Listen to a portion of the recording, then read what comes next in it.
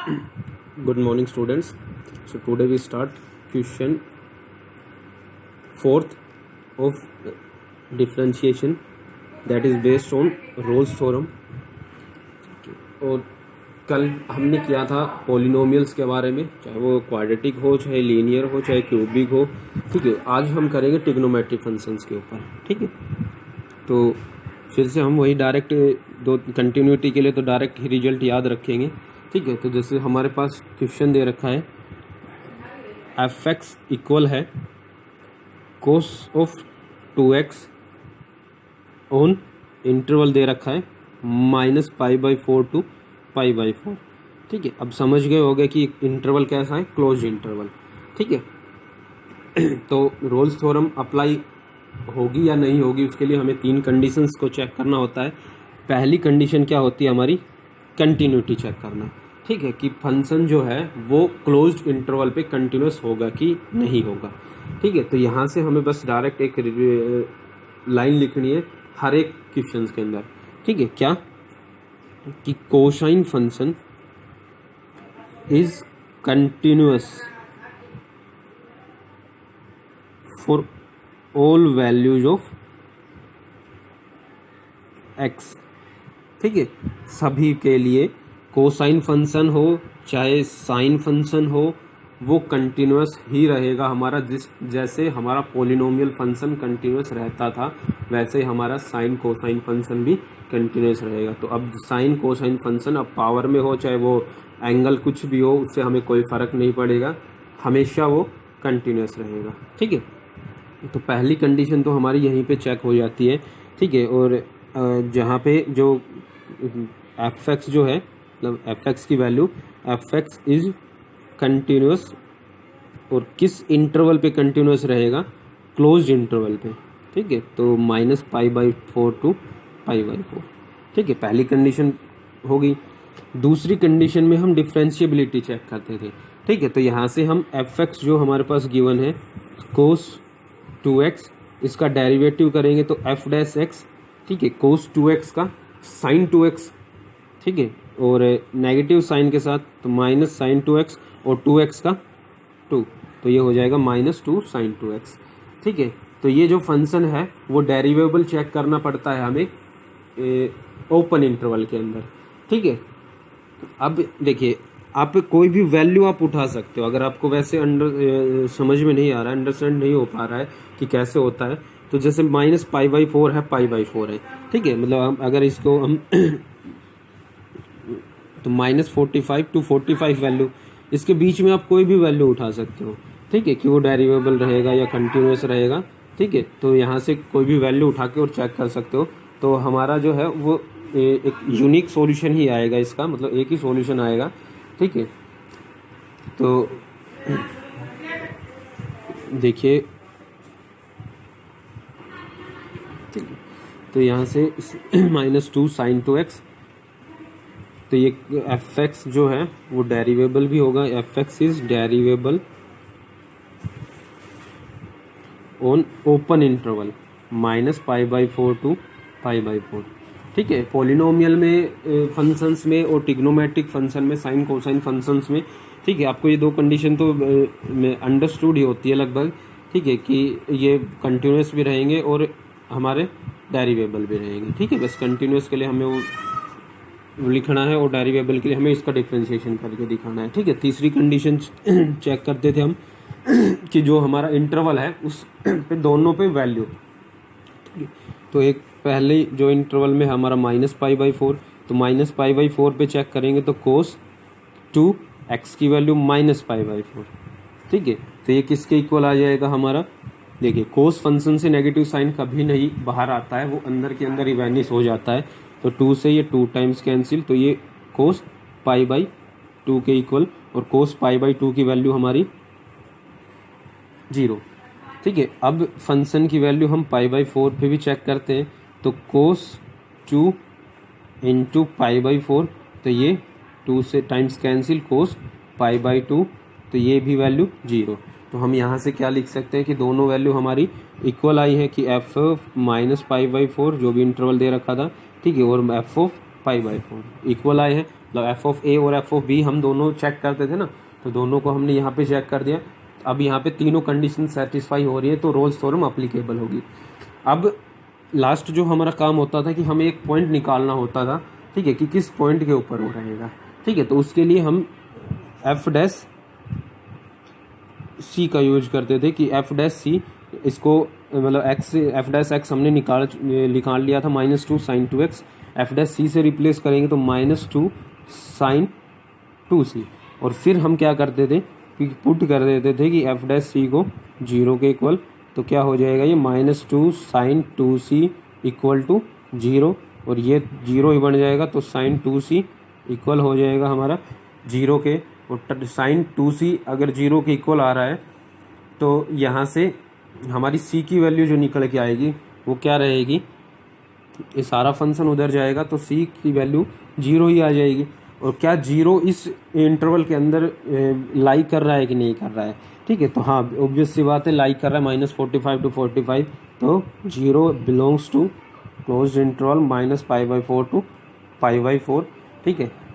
अब hence Rolle's theorem is verified, ठीक है। अब आप कोई भी फंक्शन लेके, ट्रिग्नोमेट्रिक फंक्शन उठा के और सारी कंडीशंस को चेक करेंगे तो वो कॉन्टिन्यूस तो रहेगा ही, चाहे वो साइन फंक्शन हो, कोस फंक्शन हो। हमें एक वैल्यू निकालनी पड़ती है जिसके लिए हमें लास्ट तक तीनों स्टेप को चेक करना पड़ता है, ठीक है।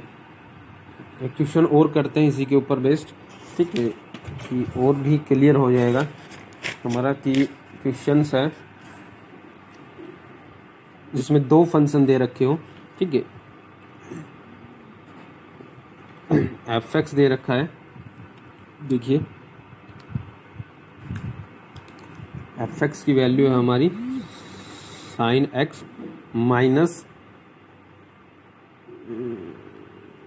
साइन 2x, और इंटरवल दे रखा है sine x minus sine 2x on 0 to pi. इस इंटरवल के बीच में हमें चेक करना है इसको, ठीक है। तो अभी पहली कंडीशन कॉन्टिन्यूस रहेगा, ठीक है। क्या लिखेंगे कि sine function is continuous everywhere, therefore sine x is continuous and sine 2x is also continuous, क्योंकि है, मैंने कहा था कि एंगल का कोई फर्क नहीं पड़ेगा, x एंगल हो चाहे 2x एंगल हो, ठीक है। तो वो कंटिन्यूस ही रहेगा, ठीक है। पूरा लिखना है आपको, कभी ये कंटिन्यूस लिख के ही छोड़ दो, ठीक है, पूरा लिखना है, ठीक है। और क्लोज इंटरवल के अंदर कि 0 to पाई। दूसरे स्टेप में हम डेरिवेटिव करते हैं तो एफ डैश एक्स क्या आ जाएगा हमारा, साइन एक्स का cos x minus sine 2x का 2 कोस 2x, ये आ जाएगा, ठीक है। अब यहाँ से ये फंक्शन जो है वो डेरिवेबल भी हो जाएगा, ठीक है। और किस ये जो है हमारा क्लोज्ड इंटरवल में, और ये डेरिवेबल होगा हमारा ओपन इंटरवल में, ठीक है, 0 to पाई। अब तीसरी कंडीशन से एफ डैश सी चेक करते हैं तो एफ डैश सी कोस सी माइनस 2 कोस 2c, और इसकी वैल्यू को 0 पुट कर देते हैं तो cos c minus 2 times of cos 2c equal हो जाएगा 0 के, ठीक है। नहीं रे इससे पहले हमें दोनों पे वैल्यू चेक करनी पड़ती है, ठीक है, ये गलत हो गया कि एफ ऑफ 0 चेक करेंगे, ठीक है। तो एफ ऑफ 0 चेक करेंगे तो कोस 0 माइनस 2 टाइम्स ऑफ कोस 0 ही हो जाएगा ये भी, ठीक है। तो यहाँ से अरे कोस नहीं, साइन एफ ए चेक करते ना कि एफ डैश ए, ठीक है। तो साइन 0 0 और साइन 0 0, तो ये तो 0 के इक्वल आ जाएगा। अब एफ ऑफ पाई चेक करते हैं तो ये हो जाएगा साइन पाई माइनस साइन 2 पाई, ठीक है। अब साइन पाई की वैल्यू अगर हम चेक करें तो साइन 90 प्लस 90, और 90 पे हमारा चेंज होता है, ठीक है, तो वो हो जाएगा कोस 90, ठीक है। और कोस 90 फिर से 0, ठीक है, तो ये भी 0 ये भी 0, ठीक है। तो यहाँ से एफ ऑफ 0 भी इक्वल आ जाएगा एफ ऑफ पाई के, तो ये कंडीशन भी सेटिस्फाई हो गई, ठीक है। अब हम चेक करते हैं कि एफ डैश सी इक्वल होगा cos c minus 2 times of cos 2c, ठीक है। और जब 0 के इक्वल पुट करेंगे तो cos c minus 2 times of cos 2c equal हो जाएगा हमारा 0 के। अब यहाँ से वैल्यू निकालने में थोड़ी सी दिक्कत आएगी। अब वैल्यू के लिए हमें कुछ ना कुछ और जुगाड़ करना पड़ेगा, चाहे वो ट्रिग्नोमेट्री फॉर्मूले से रिलेटेड हो, चाहे कोई वैल्यू से रिलेटेड हो। ठीक है, तो हम यहाँ से फॉर्मूले का यूज करते हैं।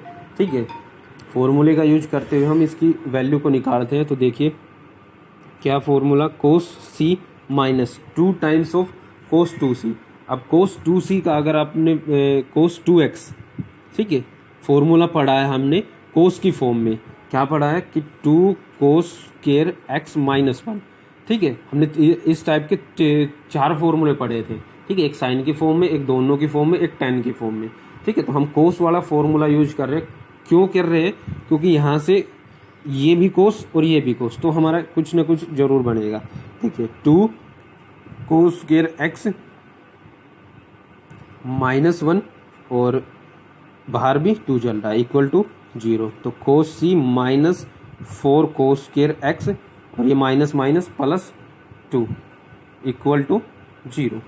ठीक है, अब यहाँ से इस कोस स्क्वायर x को हम बाहर लेके आगे लेके आते हैं, तो नेगेटिव साइन कॉमन ले लेते हैं, क्योंकि हम पहले इसको पॉजिटिव बना लेते हैं। 4 cos square x minus cos c x, नहीं सी में रिप्लेस हो जाएगा ये सी x सी, तो कोस सी माइनस ये भी 2 भी माइनस का हो जाएगा इक्वल टू 0। ठीक है, अब हमें पता है कि ये क्वाड्रेटिक इक्वेशन टाइप बन रहा है कि x square minus x minus constant term. तो यहाँ से हम कोस सी की वैल्यू, मतलब जैसे अगर हम इसको कोस को एक्स में कंपेरिजन करें तो 4x square minus x minus 1 ये बन रहा है, और ये हमारी क्या बन रही है, एक क्वाड्रेटिक इक्वेशन टाइप। तो यहाँ से x की वैल्यू निकालते तो यहाँ से हम कोस सी की वैल्यू निकाल सकते हैं। ठीक है, तो कोस सी की वैल्यू निकालेंगे तो क्वाड्रेटिक फॉर्मूले का यूज करके माइनस बी, तो ये माइनस बी करेंगे तो माइनस माइनस प्लस हो जाएगा, b plus minus root b square minus 4ac। ठीक है, माइनस माइनस प्लस फिर से 4ac 4 2 जा 8 3 32। ठीक है, तो ये प्लस 32 डिवाइड बाई 2a, तो 4 2 जा 8 ये हो जाएगा। अब यहाँ से देखिए क्या बन जाएगा, 1 प्लस रूट 33 डिवाइड बाई 8 और एक बार 1 माइनस रूट 33 डिवाइड बाई 8।